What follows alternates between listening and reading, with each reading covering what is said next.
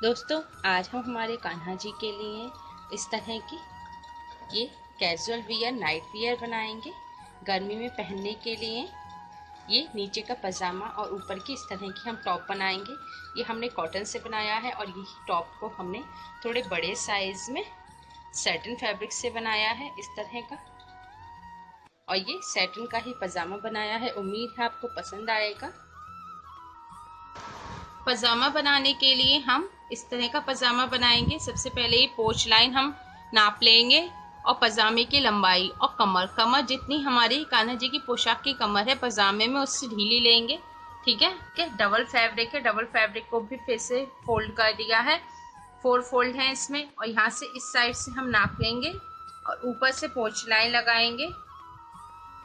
ऊपर हम सिलाई के लिए छोड़ देंगे 1 सेंटीमीटर। ठीक है, उसके बाद हम पोस्ट लाइन के लिए लगाएंगे 4 सेंटीमीटर पर। ठीक है, जितना पजामे का मोहरी रखनी हो हम 2 सेंटीमीटर रखेंगे। ठीक है, इस तरह से अब जो मोहरी है इसको यहाँ से इस तरह से जोड़ दीजिए, इस तरह से इस शेप में। ठीक है, अब हमें क्या करना है कि सबसे पहले जितनी हमें पजामे की लंबाई लेनी है उसमें हमें सिलाई के लिए 1/2 सेंटीमीटर हम नीचे और 1 सेंटीमीटर ऊपर छोड़ दिया है हमने। ठीक है, एक्स्ट्रा ले लिया है। अब इसे इस तरह से कट कर देंगे और ये जो पोंच लाइन है इससे थोड़ा सा तिरछा इस तरह से हम कट कर देंगे। ठीक है, इन्हें आपस में से काट देंगे।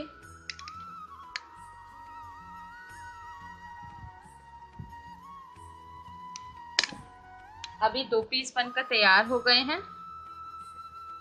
ठीक है, इन्हें इस तरह से रखेंगे एक के ऊपर एक। इनकी बैक साइड जो राइट साइड है उसको एक तरफ फेस करके रखेंगे और इस तरह से फैब्रिक पकड़ेंगे यहाँ पर, और जैसे हमने इधर सिला है ऐसे ही इधर भी इसको सिल देंगे एक के ऊपर एक रखकर। इस तरह से हाथ से पक्की सिलाई लगाने के लिए हम ये जहां हम आगे ले गए नीडल को पीछे लाएंगे बैक और थोड़ा सा आगे निकालेंगे और फिर से पीछे डालेंगे और थोड़ा सा फिर से आगे निकालेंगे। ठीक है, इस तरह से हम पक्की सिलाई लगा देंगे दोनों साइड। पक्की सिलाई लगाने के बाद हम हेमिंग कर देंगे जैसे हमने ड्रेस पर किया है नीचे मोहरी पर। ठीक है,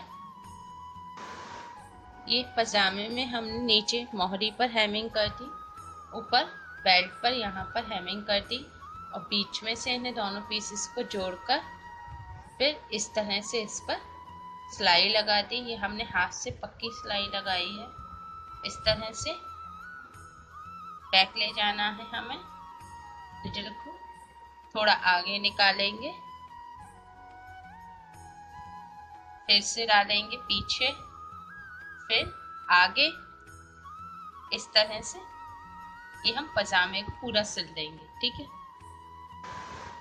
अब हमने पतली सी इलास्टिक ले ली है और ये निडल में डाल ली है। इसे इस तरह से पजामे में ऊपर डाल देंगे क्योंकि ये इतना छोटा है, ऊपर से इसमें नेफे में तो कुछ डल नहीं पाएगा।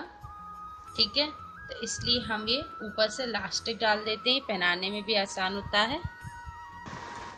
ये हमने इलास्टिक डाल दी है और ये हमारे कान्हा जी का छोटा सा क्यूट सा पजामा बनकर तैयार हो गया है। ये हमने कॉटन में बनाया है और ऐसा ही पजामा हमने ये सैटिन फैब्रिक में भी बनाया है।